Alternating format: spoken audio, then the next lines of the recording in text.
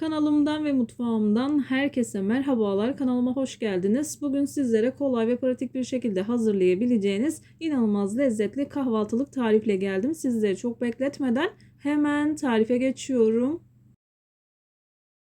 Tarifim için ilk olarak yoğurma kabına 1 bardak ılık sütü aldıktan sonra yarım bardak ılık su, 1 paket instant maya, 1 tatlı kaşığı kadar şeker ekledikten sonra çırpıcı yardımı ile güzelce karıştırıyorum.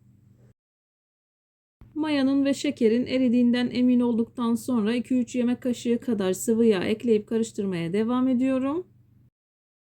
Sıvı yağını da karıştırdıktan sonra göz kararı olacak şekilde yaklaşık 1 bardak kadar un ekledim. Unun üzerine 1 tatlı kaşığı kadar tuzu ekledikten sonra yavaş yavaş hamurumu yoğurmaya başlıyorum. Unu azar azar dikkatli bir şekilde eklemeye özen gösterin. Ben toplamda 4,5 bardak kadar un kullandım. Unun markasına ve kalitesine göre değişkenlik gösterebilir. Lütfen kontrollü ekleyin.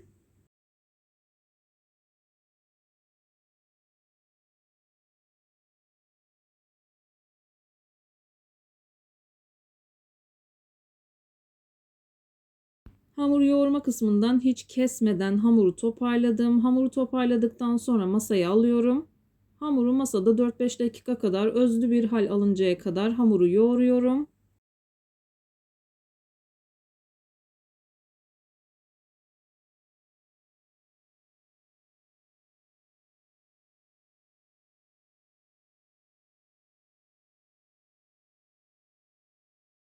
Bütün videolarımda da belirttiğim gibi eğer güzel bir hamur işi yapmak istiyorsanız mutlaka hamuru güzel bir şekilde yoğurmanız gerekiyor.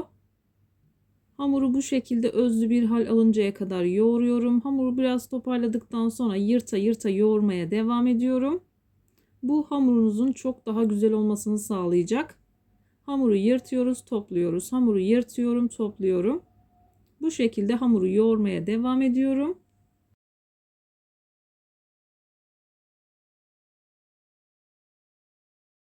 Hamuru bu şekilde yoğurduğunuz zaman ne kadar güzel bir kıvam aldığını sizler de yoğurdukça hissedeceksiniz.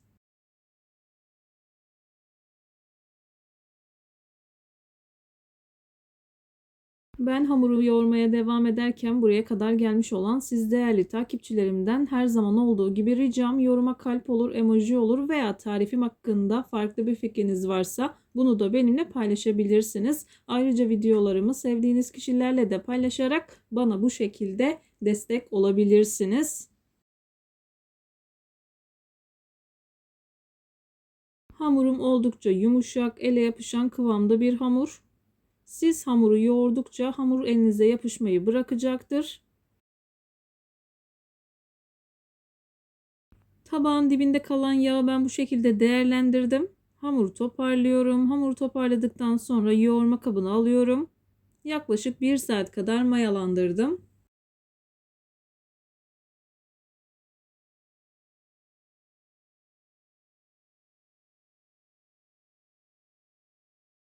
Mayalanma süresi odanızın sıcaklığına göre değişkenlik gösterebilir. Hamur 2 katına çıktıktan sonra hamurunuzu kullanabilirsiniz.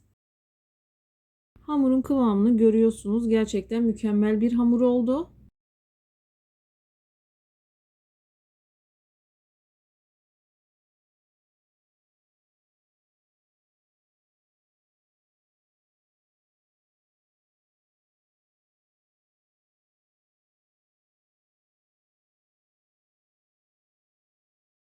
Hamur mayalanırken hemen ben 3 adet patatesi bu şekilde doğrayıp haşlıyorum.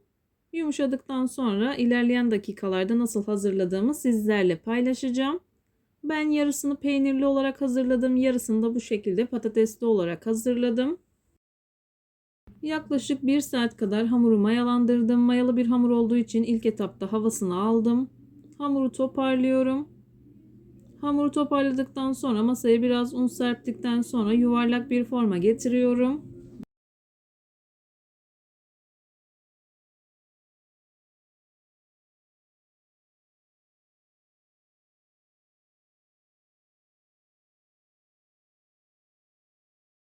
Hamurun kıvamını hemen göstermek istiyorum. Gördüğünüz gibi hamuru toparladım. Bu şekilde göz göz oluyor.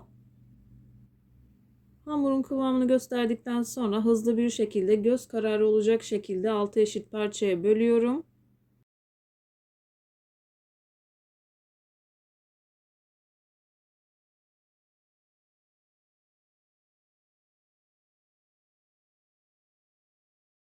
Altı parçaya böldükten sonra büyük parçalardan başlayarak bezelerimi hazırlıyorum. Fazla olan kısmı bu şekilde alıyorum. Diğer küçük olanlarına ek yaparak hepsini eşit bir şekilde hazırlamaya çalışıyorum. Bezelerimi hazırladım. Bezelerin güzelliğini görüyorsunuz. Yaklaşık 10 dakika kadar dinlendireceğim. Bir tane buzdolabı poşetini yırttım. Bu şekilde üzerini kapatıyorum. İsterseniz temiz bir mutfak beziyle de kapatabilirsiniz.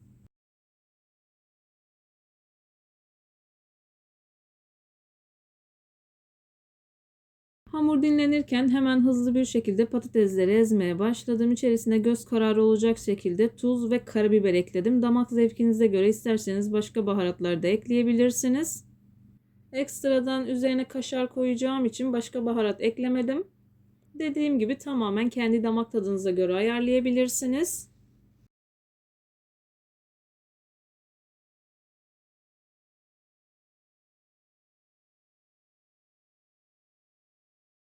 Patatesli harcı kenara alıyorum. Hemen peynirli olanı da göstermek istiyorum. Lor peyniri, maydanoz ve kaşar kullanacağım. Kaşarı hem patatesliye hem de peynirliye kullanacağım.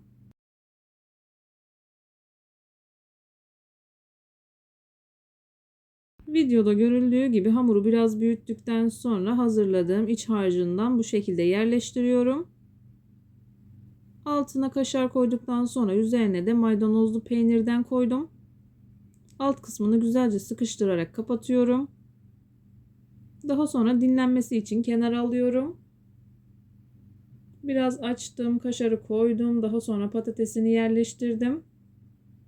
Ben iç harcını biraz fazla doldurdum. İsterseniz daha az koyabilirsiniz.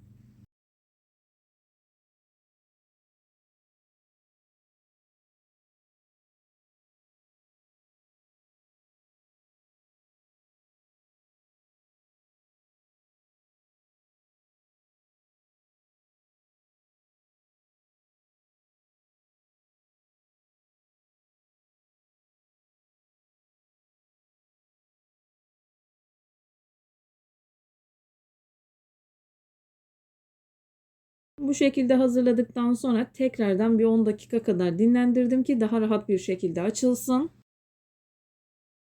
İsterseniz tamamen elle veya benim gibi merdane ile açabilirsiniz. Merdane yardımı ile tavanın büyüklüğüne göre açıyorum. Burada dikkat etmeniz gereken hamuru yırtmamanız gerekiyor. En ufak bir yırtık bile hamurun kabarmasını engelleyecektir. Ama dediğim gibi hamurun kabarması çok da önemli değil. Önemli olan lezzetli bir hamur yoğurmak, özlü güzel bir hamur yoğurmak. Çünkü en ufak bir yırtık kabarmasını engelleyecek. İlerleyen dakikalarda bunu sizlere yakından göstermeye çalışacağım. Bu şekilde yırtmamaya çalışıyorum ama ister istemez ben içini biraz fazla doldurduğum için biraz yırtılıyor. Tavayı ısıttıktan sonra hemen bu şekilde yerleştirdim. Tavayı mutlaka önceden ısıtmanız gerekiyor. Kısık ateşin üstünde bir ateşle pişirmeye devam ediyorum. Bu şekilde yavaş yavaş kabarmaya başladıktan sonra hemen çeviriyorum.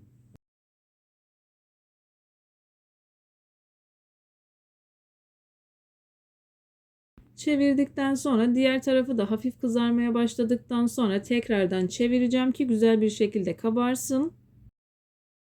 Yavaş yavaş kabarmaya başlıyor.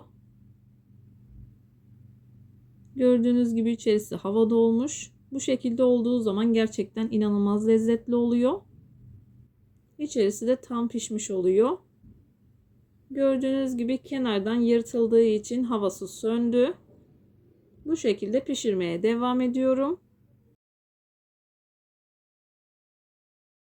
Videolarımda yapmış olduğum tariflerin elimden geldiği kadarıyla püf noktalarını vermeye çalışıyorum. Ama yine de aklınıza takılan herhangi bir şey olursa yorumlara yazarsanız gördüğüm zaman sizlere dönüş sağlarım. Yine aynı zamanda videonun altındaki açıklama kısmına malzeme listesini tam not olarak ekleyeceğim. Dilerseniz oradan da bakabilirsiniz. Bir tarafını güzelce kızarttıktan sonra tekrardan çevirmeyeceksem üzerine bu şekilde tereyağı sürüyorum. Daha sonra tabağa aldıktan sonra öbür tarafına da tereyağı sürüyorum. Hemen hızlı bir şekilde bir tane daha pişiriyorum.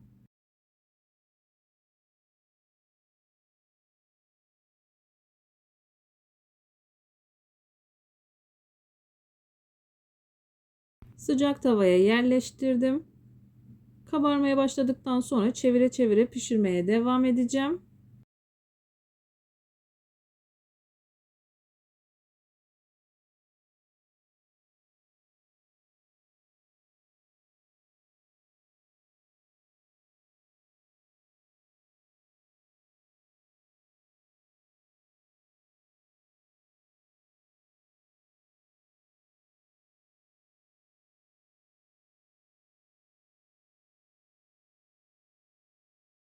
Bir tarafını güzel bir şekilde pişirdim. Hemen tereyağını sürüyorum.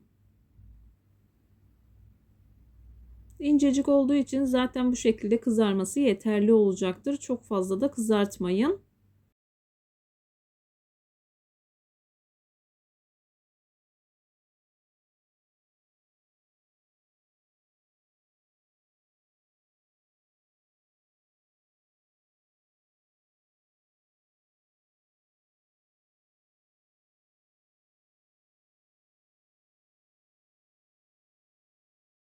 Hepsini pişirdim. Hızlı bir şekilde doku testine geçiyorum. Bu arada çok sıcak olduğu için biraz zorlanıyorum.